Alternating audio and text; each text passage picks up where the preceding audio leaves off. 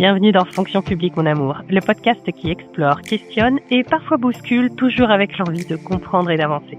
Je suis Linda et chaque semaine, je vous propose des conversations sans détour avec ceux qui font bouger les lignes, innovent et croient en une fonction publique d'avenir. Parce que le changement commence par une idée et chaque idée a de la valeur. Alors place à l'épisode du jour. Bonjour Damien. Bonjour Linda. Alors, on a eu du mal à savoir. Je suis contente qu'enfin on réussisse à enregistrer. Ça a été un petit peu compliqué, non pas pour des considérations d'agenda, mais pour des considérations plus techniques. Mais ça y est, on y arrive. On y est. Alors Damien, est-ce que tu veux bien te présenter ? Oui, avec plaisir. Et d'abord, merci à toi Linda pour l'invitation. Je te félicite aussi dès le départ sur l'initiative et le nom du podcast. Que je trouve très chouette. Ça porte un message clair en tous les cas. On comprend directement ce qui va s'y passer. Pour me présenter moi rapidement, je commence toujours par dire que je suis un Breton des terres. Voilà, c'est ce territoire qui résonne en moi.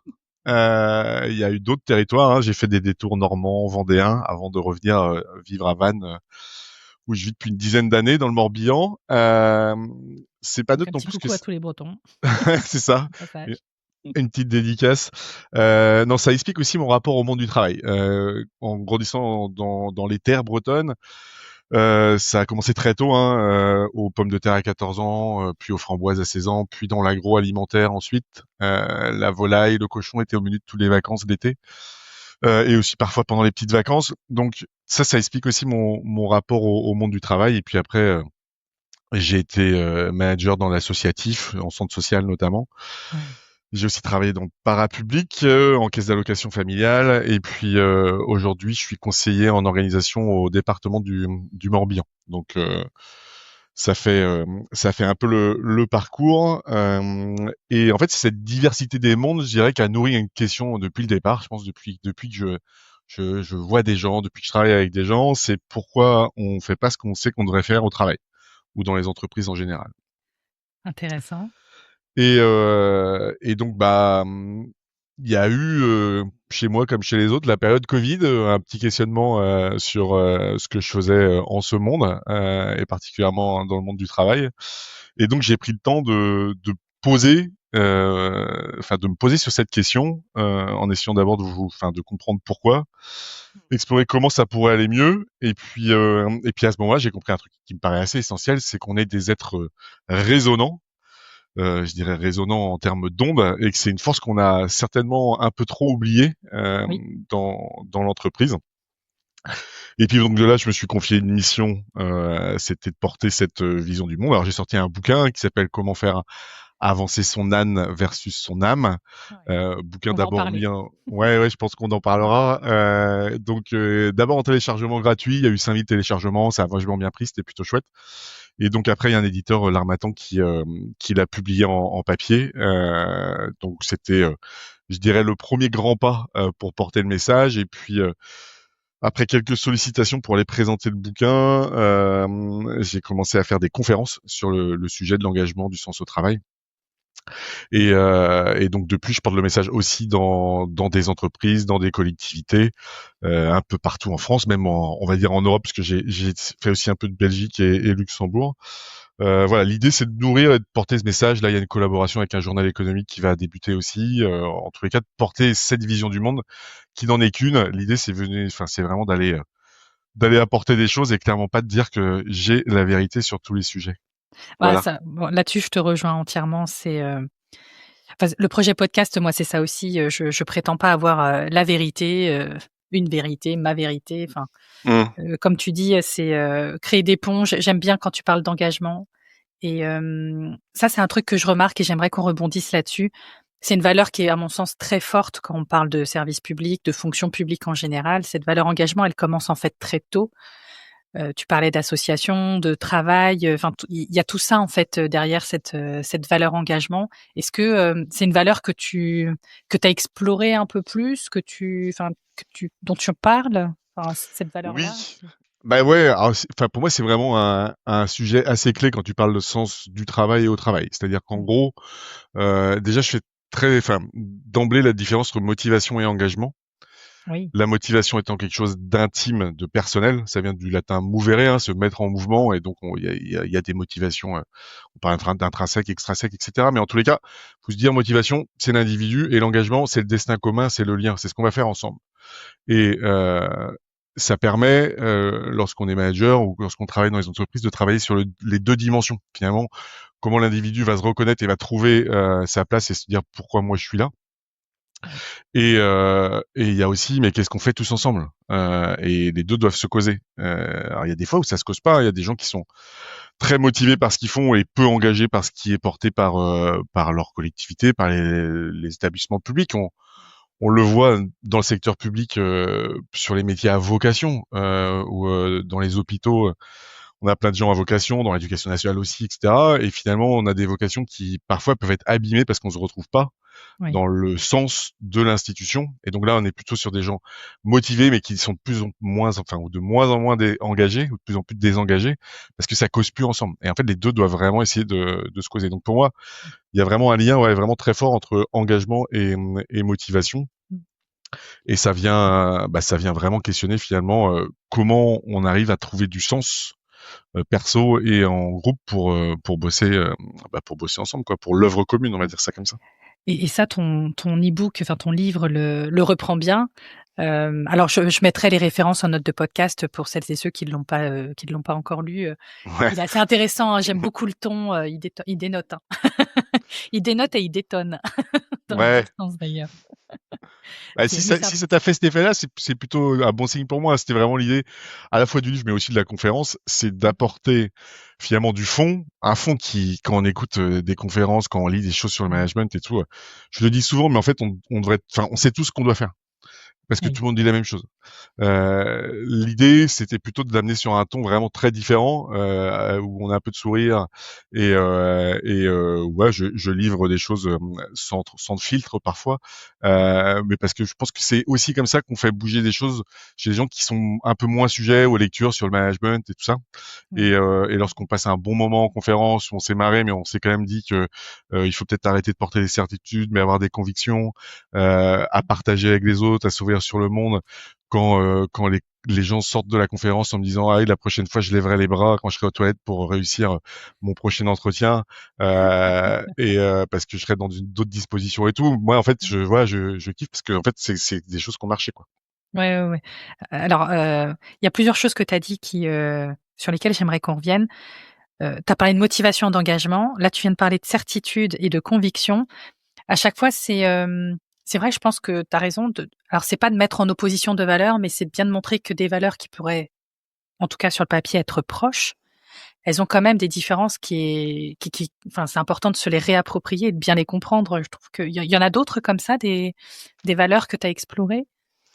Ouais, je rebondis juste sur ce que tu viens de dire. Je suis entièrement d'accord avec toi. On n'est pas dans l'opposition. Je suis d'ailleurs un pro-nuance, et c'est pas toujours simple à porter, hein. C'est plus simple de porter des oppositions et d'avoir un monde un peu bipolaire.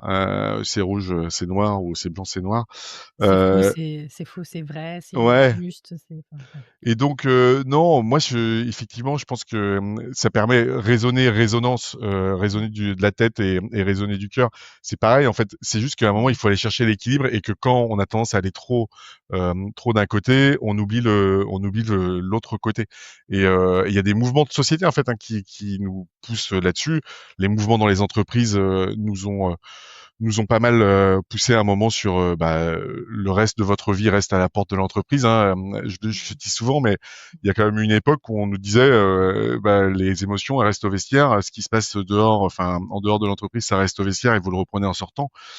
Heureusement, quasi plus personne ne pense ça, mais maintenant c'est comment on fait, en se disant que finalement il y a une porosité entre dans nos équilibres de vie. Je dis souvent, et pour moi il y a un triptyque, hein, qui s'équilibre, c'est la vie, on va dire intrafamiliale, intime, au sein du foyer, la vie élargie avec les amis, la famille élargie, etc., donc qui va être sur le loisir, et puis la vie professionnelle.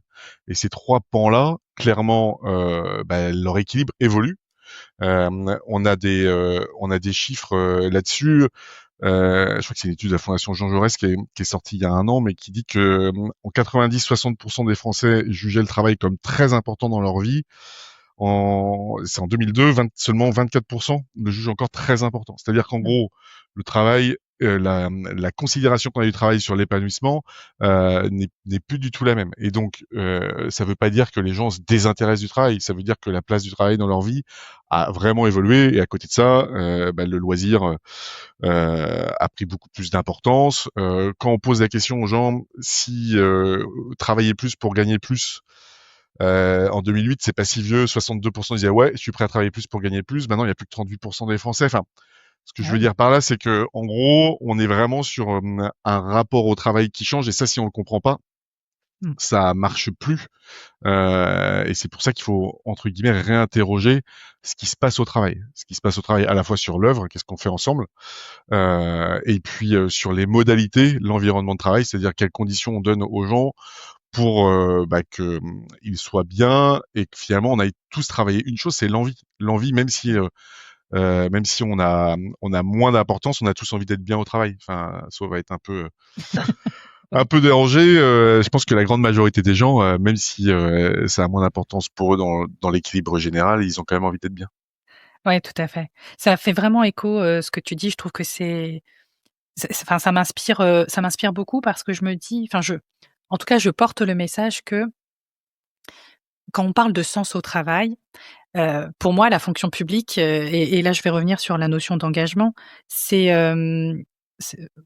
enfin, une des valeurs fortes de la fonction publique, c'est cette valeur d'engagement, c'est cette valeur conviction, dont tu parles très bien. Et enfin, si je pose ça à l'entreprise, au monde de l'entreprise, alors il y a des entreprises maintenant qui sont beaucoup plus sociales et solidaires, des démarches RSE, etc.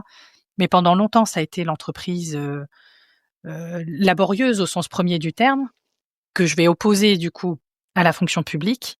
Beaucoup de gens choisissent la fonction publique et ne s'y retrouvent pas aujourd'hui, alors que l'essence même du public, c'est ça, c'est l'engagement, c'est la conviction. Donc c'est dommage, est-ce que tu l'as constaté déjà, toi, en faisant des conférences, cette perte de sens, cette perte d'engagement, de conviction, de motivation? Voilà, je vais toutes les faire. Alors, j'ai la chance d'intervenir entre guillemets, dans les deux mondes. Dans le monde privé, je m'intéresse énormément à la dynamique des entreprises à mission depuis la loi Pacte, et finalement, c'est assez ténu, hein. Il y a pas encore tant que ça d'entreprises qui sont devenues des vraies entreprises à mission. C'est-à-dire, l'entreprise à mission, ça va au-delà de ce qu'on produit de façon économique et au-delà du profit finalement. On se dit quelle est notre contribution au monde. Et puis il y a le public dans lequel j'interviens aussi. Et en fait, alors moi, je note pas du tout de perte d'engagement ou de motivation, mais ce que je note, c'est que les gens ne trouvent plus les conditions pour se réaliser.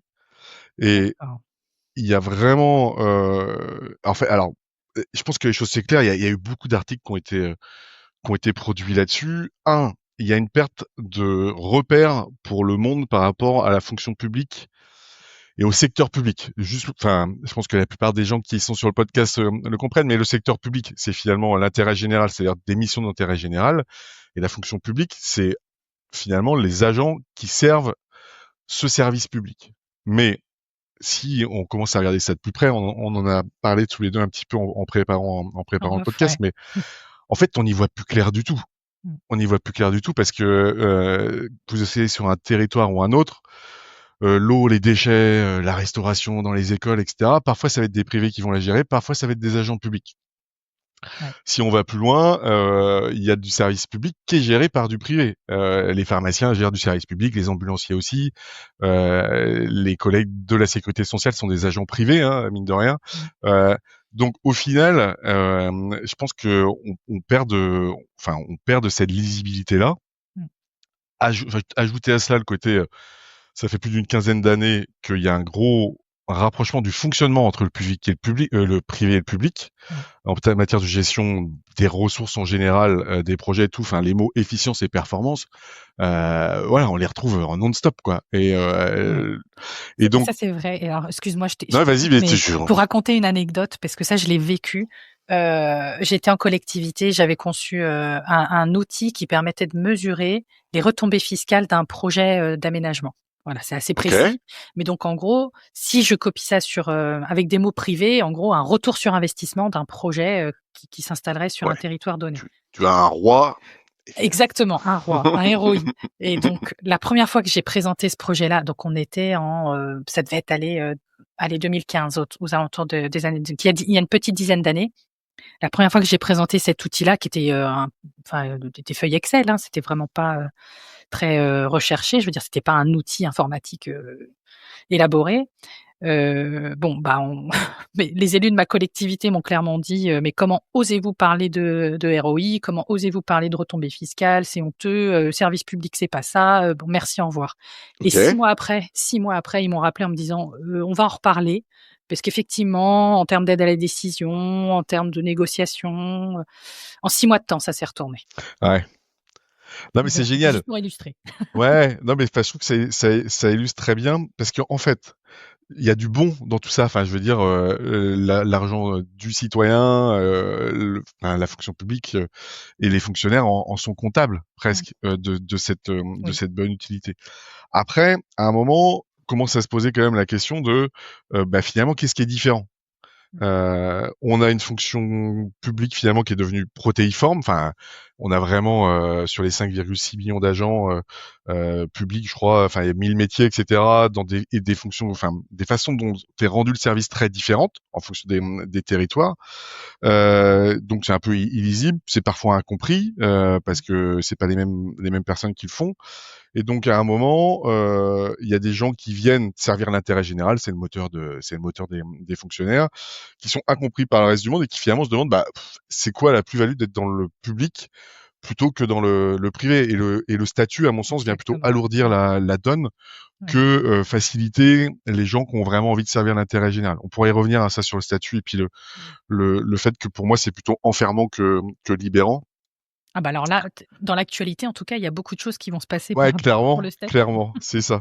Et en fait, ça fait le lien avec un truc qui est là, on porte beaucoup finalement le côté la marque employeur de la fonction publique. Oui. Un peu partout, il y a des marques employeurs locales qui se développent. Les collectivités bossent beaucoup dessus, les CDG, les régions, l'État a travaillé dessus. L'État, ils ont sorti 3 trucs: la promesse d'un métier qui a du sens, la perspective de développer des compétences professionnelles variées et la possibilité tout au long de son parcours de changer de métier. J'ai repris ça hier là en préparant un peu notre entretien, et en fait je me dis ouais, il y a des atouts à faire valoir, mais la promesse d'un métier qui a du sens, encore faut-il avoir les conditions pour le faire. Et donc la marque employeur, c'est attirer, mais c'est aussi fidéliser. Et là actuellement dans les conditions qui sont proposées pour X raisons, on voit qu'il y a je parlais de vocation abîmée, ça c'est très vrai chez les personnels qui sont dans le soin, dans le social et tout ça. Mais il y a aussi des gens qui viennent par vocation, là pour le coup, sociale ou environnementale. Hein. Clairement, le secteur public est un lieu d'épanouissement qui peut être très fort pour les causes écologiques, etc. On voit qu'il y a un énorme mouvement.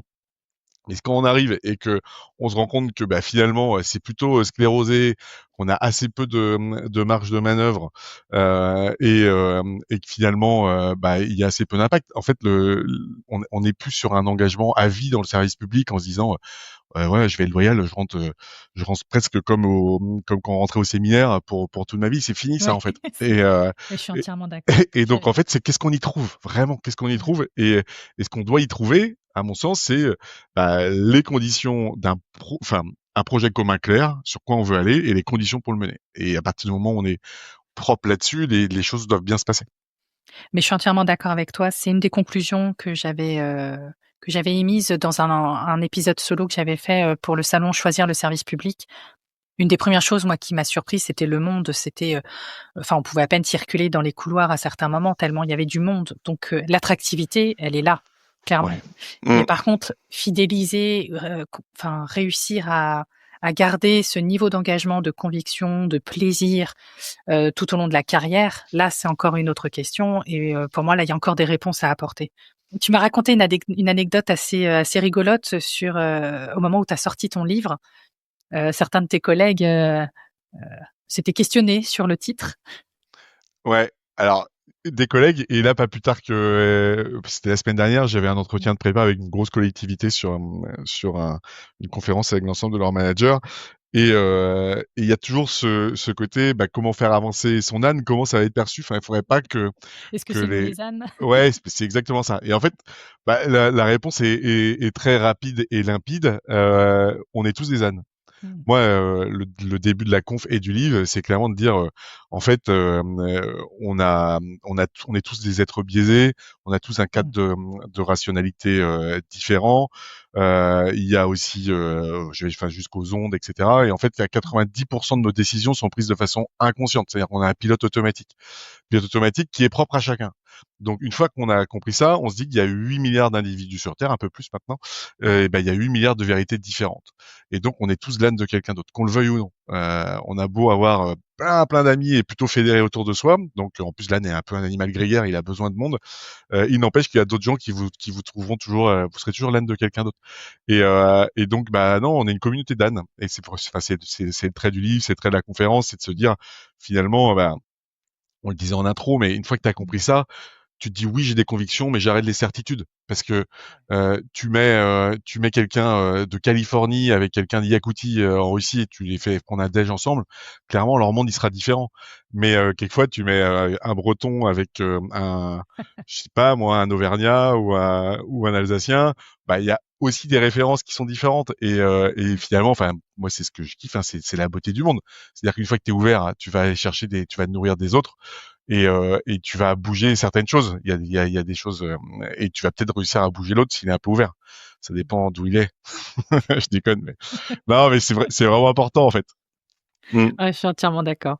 Et c'est vrai que ce rapport aux valeurs, moi, je trouve que c'est hyper intéressant. Donc, en tout cas, pour le message que tu portes, ce message, voilà, ce réquestionnement, ce rapport aux valeurs, pour ça, merci. Je trouve que c'est hyper intéressant. Merci à toi. Voilà, un regard de plus sur la fonction publique d'aujourd'hui. Si cet épisode vous inspirait, alors il a rempli son rôle. Parce que ce que l'on retient et ce que l'on transmet, ça a du sens. Et ce qui a du sens a de la valeur. Partagez, abonnez-vous. Merci d'être là et on se retrouve bientôt.